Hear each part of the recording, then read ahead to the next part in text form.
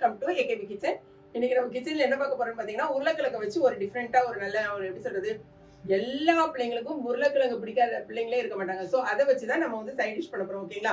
இதுக்கு நான் ஃபர்ஸ்ட் என்ன பண்ணிருக்கேன்னா, ஒரு 2 உருளைக்கிழங்கு எடுத்து குக்கர்ல கொஞ்சமா தண்ணியும் உப்பும் போட்டு பாருங்க. இந்த மாதிரி இது கொஞ்ச நேரத்துக்கு முன்னாலே நான் வேக வச்சுட்டு இங்க பாருங்க, லைட்டா நான் வந்து 2 விசில் தான் வச்சேன். இந்த அளவுக்கு வந்துருக்கும். கொஞ்சம் பெருசு பெருசா வந்து கட் பண்ணி இந்த மாதிரி வேக வச்சு எடுத்துக்கோங்க. அவ்வளவுதான். இதை மட்டும் வேக வச்சு எடுத்தாச்சுன்னா டக் டக்கு நம்ம செய்ய போற ஒரு ரெசிபி நம்ம பார்க்க போறோம். இங்க பாருங்க, மிக்ஸி ஜார் எடுத்துக்கோங்க. இதுல நான் என்னென்னலாம் போடுறேங்கிறத மட்டும் பார்த்துக்கோங்க. ஒரு பட்டை, சரியா, 2 ஏலக்காய், அடுத்தது ஒரு 3 கிராம்பு போட்டுக்கோங்க வாசனைக்கு. ஒரு 3 கிராம்பு. அடுத்தது பார்த்தீங்கன்னா பூண்டு, ஒரு 10 பல் பூண்டு போட்டுக்கோங்க. இஞ்சி பூண்டு இருந்தால் இஞ்சி பூண்டு சேர்த்துக்கலாம். 10 பல் பூண்டு, இந்த அளவுக்கு சின்ன சைஸ்ல ஒரு இஞ்சி கட் பண்ணி எடுத்துக்கோங்க, உள்ள போட்டுக்கோங்க. இதுக்கு வந்து காரத்துக்கு வெறும் பச்சை மிளகாய் தான் நம்ம போட போறோம். அதனால ஒரு 6 பச்சை மிளகாய் போட்டிருக்கேன். 6ல இருந்து 7 பச்சை மிளகாய் போட்டிருக்கேன். உங்களுக்கு வந்து காரம் 2 போதும், 3 போதும், 4 போதும்னா அதுக்கு தகுந்த மாதிரி போட்டுக்கோங்க. போட்டுட்டு இங்க பாருங்க, கொஞ்சமா புதினாவும் புதினா ரொம்ப கம்மியா எடுத்திருக்கேன். கொஞ்சம் கொத்தமல்லி நிறைய எடுத்திருக்கேன். ஒரு கைப்பிடி அளவுக்கு கொத்தமல்லி எடுத்திருக்கேன். இது கூடவே புதினாவையும் கழுவி வச்சிருக்கேன்.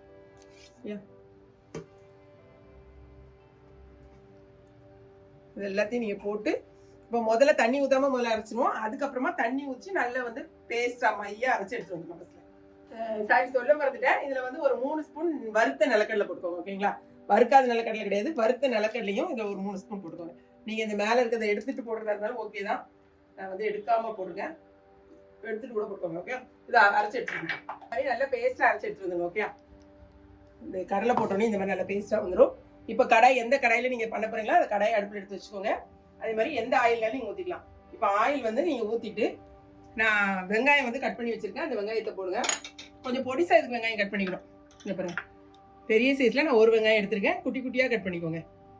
கொஞ்சம் சூடானோன்னு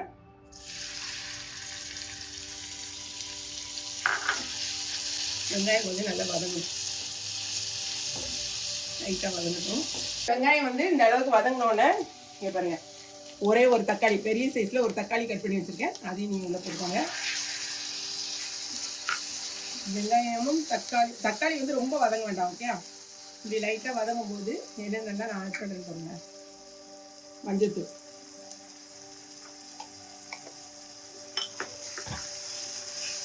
இப்போ வெங்காயம் தக்காளி எப்பவுமே வதங்கணும்னா கொஞ்சமா நம்ம எப்பவும் உப்பு போட்டுக்கணும். உப்பு போட்டுட்டீங்கன்னா ஈஸியா வதங்கும். அதுதான் கொஞ்சமா ஃபர்ஸ்ட்ல லைட்டா தான் போடுங்க, அப்புறமா கிரேவிக்கு தேவையானபடி நம்ம போட்டுக்கலாம்.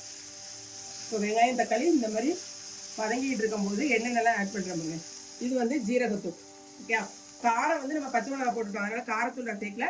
இது வந்து 1/2 ஸ்பூன் ஜீரகத்தூள், ஒரு 3/4 ஸ்பூன் வந்து சோம்பு பவுடர், பெருஞ்சீரகம். ஓகே, இது வந்து பெருஞ்சீரகம். அடுத்தது பார்த்தீங்கன்னா வெறும் தனியாத்தூள் நான் ஆட் பண்ணுறேன். ஏன்னா காரத்துக்கு நம்ம ஏற்கனவே போட்டுட்டோம். இப்போ தனியாத்தூள் மட்டும் ஒரு 1.5 ஸ்பூன் போட்டுக்கலாம். ஏன் ஸ்பூன் வந்து இங்கே பாருங்க, சின்ன ஸ்பூன் தான். பெரிய ஸ்பூனாக இருந்துச்சுன்னா நீங்கள் வந்துட்டு 1 ஸ்பூன் போட்டுக்கோங்க. ஒரு 1.5 ஸ்பூன் சேர்த்துருக்கேன். இது தனியாத்தூள் போட்டு வதக்குங்க. கூடவே கொஞ்சமாக பெப்பர் தூள் ஆட் பண்ணிக்கலாம். இந்த ஃப்ளேவருக்காக கொஞ்சமாக மிளகுத்தூள், இந்த அளவுக்கு ஒரு 1/2 ஸ்பூனுக்கு மிளகுத்தூள் நான் ஆட் பண்ணியிருக்கேன். இவ்வளோத்தையும் போட்டு லைட்டாக ஒரு நல்ல வதக்குங்க.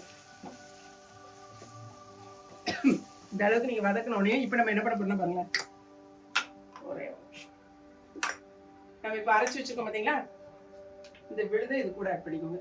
அரைச்சிருக்க விழுது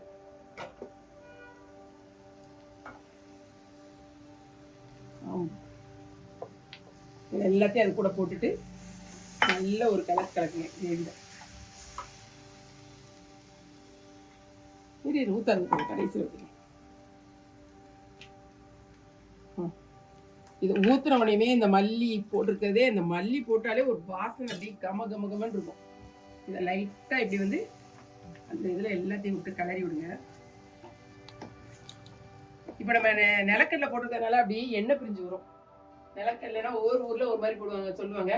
நாங்க எங்க ஊர்ல வந்து நிலக்கடலைன்னு சொல்லுவோம். இது 2 நிமிஷம் அப்படியே கிளறி விடுங்க. 2-3 நிமிஷம் ஆகட்டும். வெயிட் பண்ணி அதுக்கப்புறம் நம்ம இங்க பாருங்களேன்,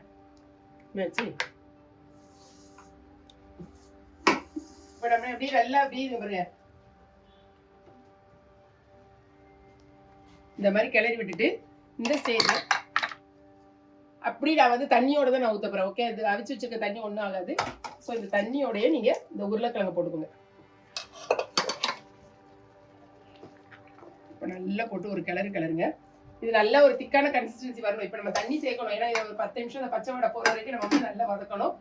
இப்போ இந்த தண்ணியை நம்ம ஊற்றிட்டு கடைசியாக இந்த பாருங்க மிக்ஸி கழுவி வச்சிருக்கோம் பார்த்தீங்களா, இந்த தண்ணியை நம்ம ஊற்றிக்கலாம். அவ்வளோதான். இப்போ நம்ம கட்டாயமாக உப்பு காணாது.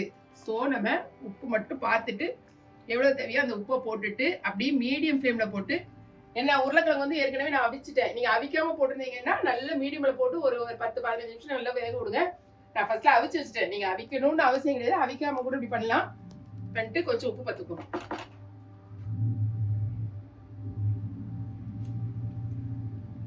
சூப்பர். காரம் கரெக்டாக இருக்கு. கொஞ்சம் உப்பு தேவை. இந்த பாருங்க இந்த அளவுக்கு கொஞ்சம் உப்பு போட்டுக்கிட்டேன். இப்ப நல்ல ஒரு கொதி வந்தோடனே நல்ல மீடியம்ல இல்லைன்னா சிம்ல போட்டு ஒரு 10 நிமிஷத்துக்கு மேலே விட்டுருங்க. அப்படியே நல்ல எண்ணெய் பிரிஞ்சு வரணும். அது வரைக்கும் வெயிட் பண்ணிட்டு உங்களுக்கு காமிக்கிறேன். ஓகேங்களா? ரொம்ப ஈஸியா செய்யக்கூடிய ஒரு குருமா, சூப்பரா இருக்கும். ஒரு 10 நிமிஷம் கழிச்சு பாருங்க. பாத்தீங்கன்னா ஒரு 10 நிமிஷம் அப்படியே நான் ஃபுல் சிம்ல தான் போட்டிருக்கேன். நல்லா எண்ணெய் பிரிஞ்சு வந்துட்டு பாருங்க. அப்படியே சிம்லேயே விட்டுட்டேன். நல்லா எண்ணெய் பிரிஞ்சு வந்து இந்த மாதிரி உங்களுக்கு கன்சிஸ்டன்சி வந்துடும். நல்ல ஒரு திக்கா வந்துச்சா? இப்போ கடைசியில நான் வந்துட்டு கஸ்தூரி மேத்தி வச்சிருக்கேன். அதாவது இருந்துச்சுன்னா போட்டுக்கோங்க. இது ஒரு நல்ல ஃப்ளேவர் கொடுக்கும். சும்மா அந்த கொஞ்சமா அந்த கஸ்தூரி மேத்தியை மேலே போட்டுட்டு இப்போ நம்ம ஸ்டவ்வை ஆஃப் பண்ணிடலாம். நான் வந்துட்டு இது சப்பாத்திக்கு செஞ்சு சாப்பிட போகிறோம். ஸோ இது சைடில் இருக்கும்போது இப்போ சப்பாத்தியை செஞ்சுட்டு நான் சாப்பிட்டு போகிறேன். இப்போ நம்ம வந்து சப்பாத்தி போட்டாச்சு. நம்மளுடைய சைட் டிஷ் எடுத்து வச்சு சாப்பிட வேண்டியதான்.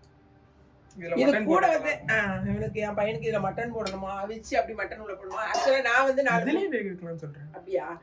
முட்டை வந்துட்டு அவிச்சு வச்சிருக்கேன். என்ன பண்ணுவேன் தெரியுமா, அதை கட் பண்ணி உள்ள போட்டுருவேன். பிள்ளைங்களுக்கு முட்டையோட இந்த ஒரு முட்டையோட சாப்பிட்றதுக்கு சூப்பரா இருக்கும். முட்டை அவிச்சு ரெடியா வச்சிருக்கேன். ஓகேங்களா? இப்ப பாத்தீங்கன்னா சைட் டிஷ்ஷோட இந்த மாதிரி சாப்பிடும்போது இந்த மாதிரி சப்பாத்தி எடுத்துட்டு இங்க பாருங்களேன், செம சூடா இருக்க.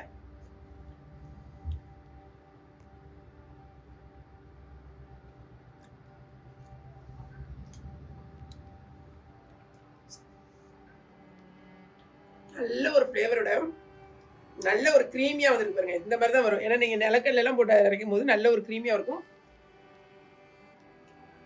சூப்பரா இருக்கு. அதே அந்த கொத்தமல்லி கொஞ்சம் நிறைய போட்டுக்க பார்த்தீங்களா, அந்த ஃப்ளேவர் வந்து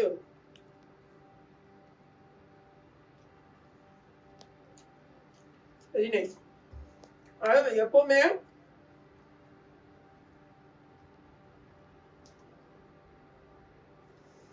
சைட் டிஷ்ஷை வந்து டிஃப்ரெண்டாக செஞ்சு கொடுக்கும்போது பிள்ளைகளுக்கு ரொம்ப இஷ்டமாக சாப்பிடுவாங்க. ஸோ இந்த மாதிரி ஒரு டைம் நீங்கள் ட்ரை பண்ணி பாருங்கள். ஓகேங்களா? இது ரொம்பவே உங்களுக்கு யூஸ்ஃபுல்லாக இருக்கும்னு நினைக்கிறேன். இதே பேட்டர்னில் இதே மாதிரி நீங்கள் சப்பாத்தி, இது வந்துட்டு ஆப்பத்து கூட நல்லா இருக்கும்னு நினைக்கிறேன். ஆப்பத்து கூட வச்சு தருவோம், சூப்பராக இருக்கும். ஸோ கண்டிப்பாக இதே மாதிரி ட்ரை பண்ணுங்க. ஓகேங்களா? விட்ட பேசிகிட்டே இருப்பேன். அதுவும் நிறைய பேர் என்ன சொன்னீங்கன்னா, இப்படி சாப்பிட்டுட்டே நீங்கள் பேசாதீங்க. சாப்பிட்டு முடிச்சோம்னா என்னை பொறுத்த வரைக்கும் அப்படியே வச்சு ருசிச்சு சாப்பிடுவா. அப்படியே மெதுவாக சாப்பிட்டு நான் பேசினா டைம் எடுக்கும். அதனால தான் நான் சாப்பிடும் போதே பேசுகிறேன்.